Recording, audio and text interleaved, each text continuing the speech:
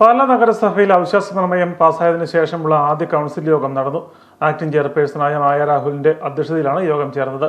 2025-26 സാമ്പത്തിക വർഷത്തെ financial statement അവതരിപ്പിച്ച് അംഗീകാരം നേടുന്നതിനായാണ് അടിയന്തര കൗൺസിൽ നടന്നത്. അടുത്തിടെ നടന്ന കൗൺസിൽ യോഗങ്ങളിൽ നിന്ന് വ്യത്യസ്തമായി മുഴുവൻ അംഗങ്ങളും കൗൺസിൽ യോഗത്തിനെത്തിയിരുന്നു. UDF-ലെ 9 കൗൺസിലർമാരും ഒറ്റക്കെട്ടായി ഒരേ ബ്ലോക്കായി ഇരുന്നതും ശ്രദ്ധേയമായി.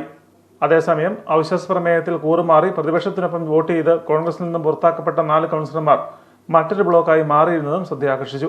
14 അംഗങ്ങളുണ്ടായിരുന്ന UDF 9 ചുരുങ്ങിയപ്പോൾ പുതിയ സാഹചര്യത്തിൽ 4 പേർ UDF-മായി രാഷ്ട്രീയ അകലം പാലിച്ച് പ്രത്യേക ബ്ലോക്കായി മാറി. Congress councillor Sebastian Panakkal UDF നിരയുടെ പ്രഥമ സ്ഥാനത്തിരുന്നതും ശ്രദ്ധ നേടി. അവിശ്വാസ പ്രമേയത്തിൽ കോൺഗ്രസ് കൗൺസിലർമാർ കൂറുമാറിനെ തുടർന്ന് ചെയർപേഴ്സൺ സ്ഥാനം നഷ്ടമായ ദിയാബിനുവും ശ്രദ്ധാകേന്ദ്രമായി. ചെയർപേഴ്സൺ സ്ഥാനം നഷ്ടപ്പെട്ടെങ്കിലും പതിവ് പോലെ നിറഞ്ഞ പുഞ്ചിരിയും പ്രസരിപ്പുമായാണ് ദിയാബിനു യോഗത്തിലെത്തിയത്. കേരള കോൺഗ്രസ് കൗൺസിലർ സിജി ടോണിയുടെ തൊട്ടടുത്ത സീറ്റിലിരുന്നാണ് ദിയ കൗൺസിൽ നടപടികളിൽ പങ്കെടുത്തത്. കഴിഞ്ഞ ദിവസം വരെ ഒരേ മുന്നണിയിൽ പ്രവർത്തിക്കുകയും പിന്നീട് കൂറുമാറുകയും ചെയ്ത കൗൺസിലർമാർ ദിയാബിനുവിനെ അഭിമുഖീകരിക്കാതെ അല്പം അകലം പാലിക്കാൻ സൗകര്യമൊരുക്കിയാണ് ഇരിപ്പിടങ്ങൾ ക്രമീകരിച്ചിരുന്നത്. അജണ്ടകൾ പരിമിതമായതിനാൽ കൗൺസിൽ യോഗം വേഗത്തിൽ പൂർത്തിയായി.